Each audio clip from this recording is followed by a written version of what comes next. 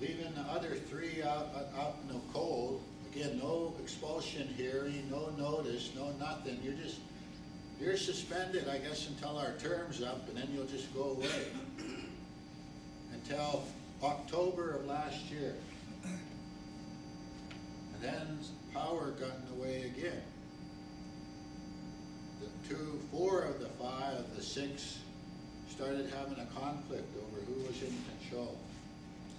So 2 of them broke from the 6 and said, oh, well, we're going to bring back the other 3 on our own. We're going to declare the illegal suspensions lifted, and we're going to bring back the 3. So now you had 5 and 4. And then the 5 said, well, we're going to throw a couple of you guys off, and then we're going to replace you with these other guys, and so now we got 6, we can legally do business.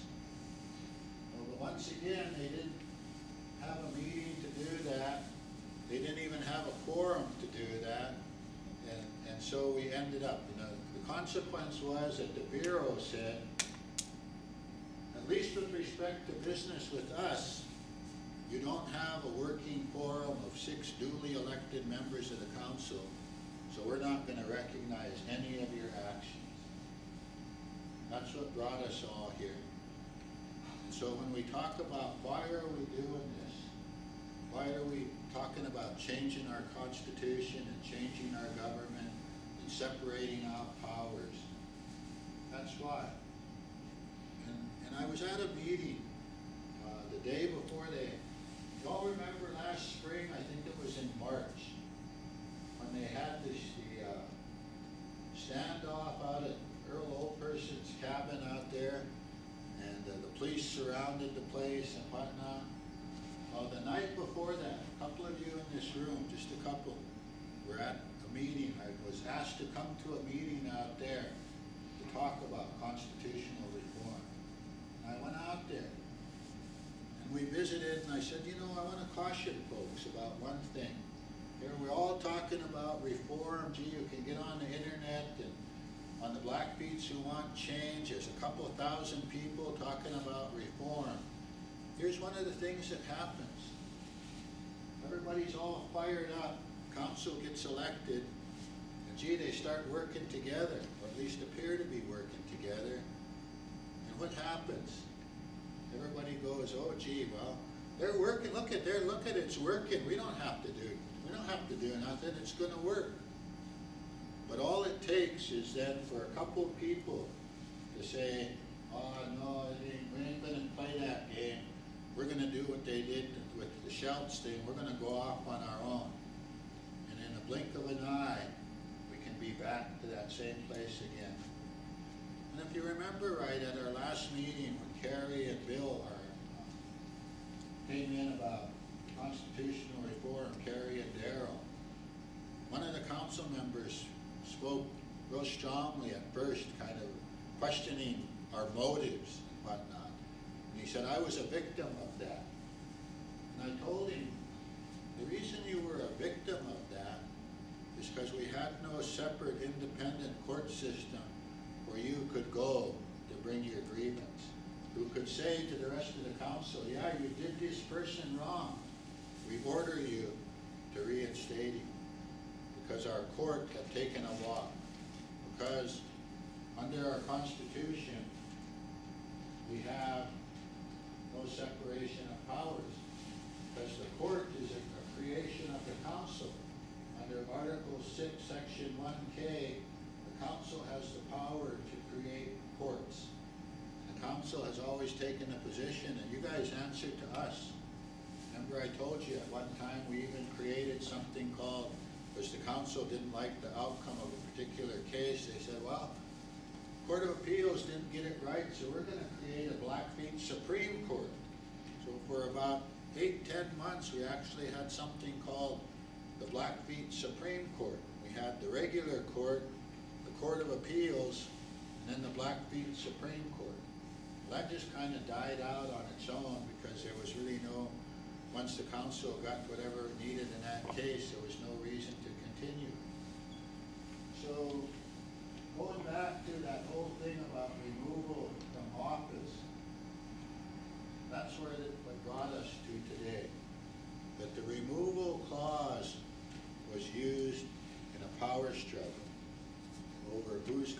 power.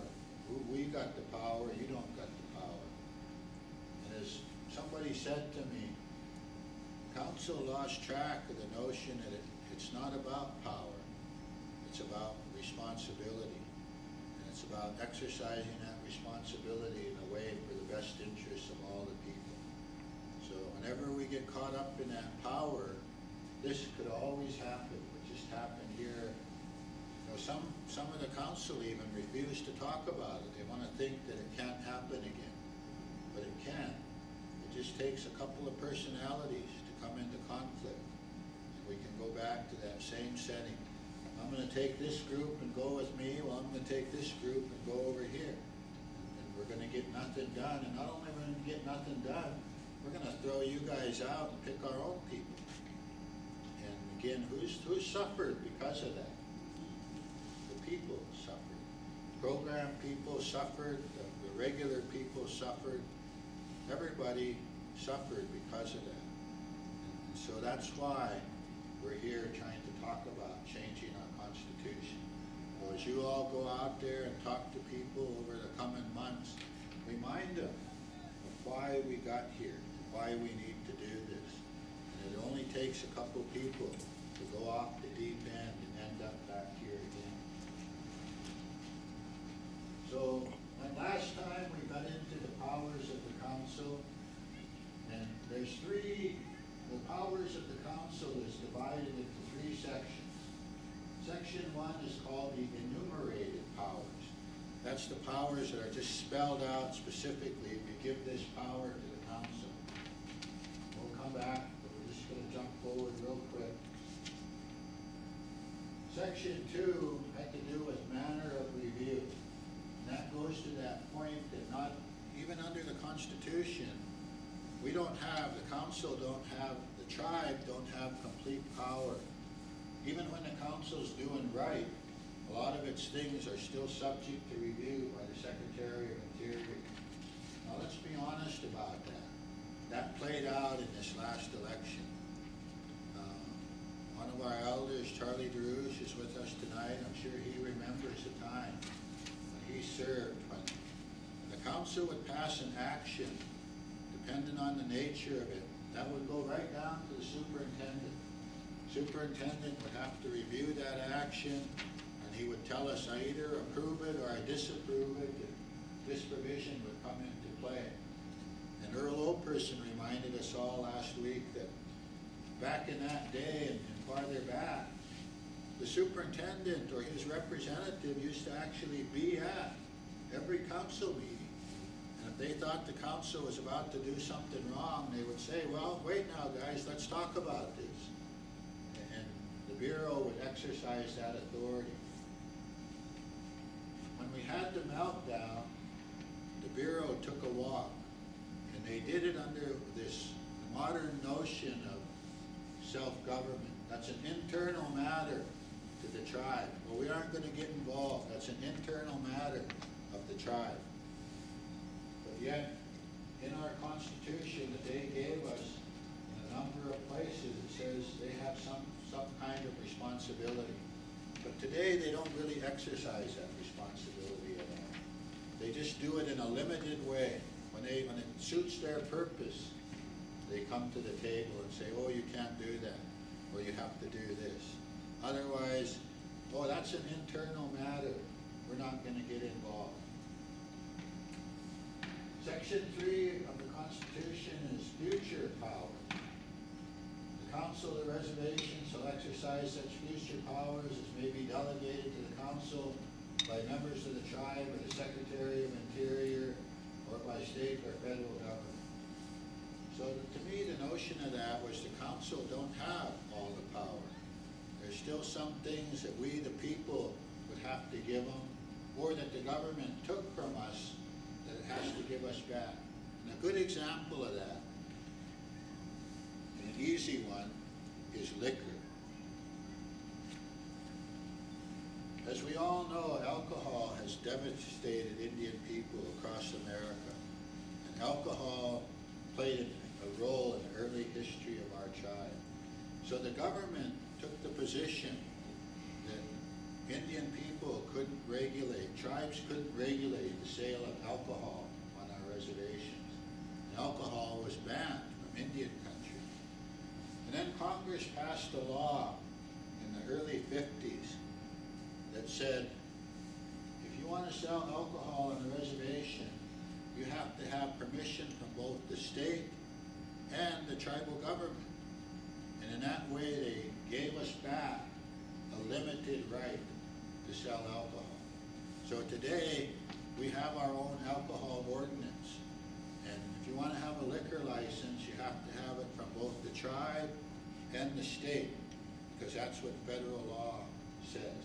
So that's an example of a delegation of authority back. Finally, it says reserve powers. Any right and powers heretofore vested in the tribe, but not expressly referred to in this Constitution, shall not be abridged by this article, but may be exercised by the people of the reservation through the adoption of appropriate bylaws and constitutional amendments. And we talked earlier last time about the referendum and amendment thing that also helped bring us here, that we all hope at the appropriate time the people will step forward again and say, yes, we support that. When the people voted on a constitutional referendum issue that said we want to have an amendment to the Constitution. And as Fish has pointed out numerous times, the referendum and amendment language is pretty clear. But that goes back to that power thing. And if the council is the one that's got all the power, and the court doesn't think it's got any authority, then we don't get anywhere.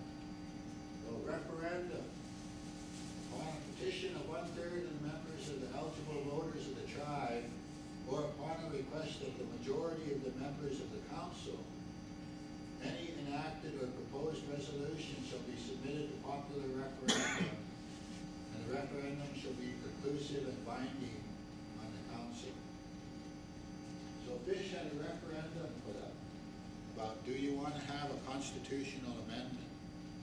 And the people voted on it. And 2,300 or more people voted in favor of it. Only about 440 voted against it. So according to that language there, that last clause, such referendum shall be conclusive and binding on the tribal council. Did the tribal council adhere to that? They didn't. In fact, some of that group, when that was going on, we got to the election of 2010, and the Constitutional Reform Committee, in an effort to promote reform, held a rally, as we call it, where all the candidates were allowed to come in and speak. And several of the candidates, I think 2 of them at least, who made it onto the council in 2010, went to that rally. And they stood up and said, I support constitutional reform. I support the referendum. And they got elected. And by August, I think, right? August 5th. In August, they came into this meeting and they said, oh, well, all jokes. We're going to vote by resolution to abolish you guys. You're done. There's no more referendum, no more amendment committee. You're done. We take that back. We didn't really mean what we said. So at that point, the referendum language became meaningless. It wasn't binding and conclusive on the council. And going all the way back to that, to our election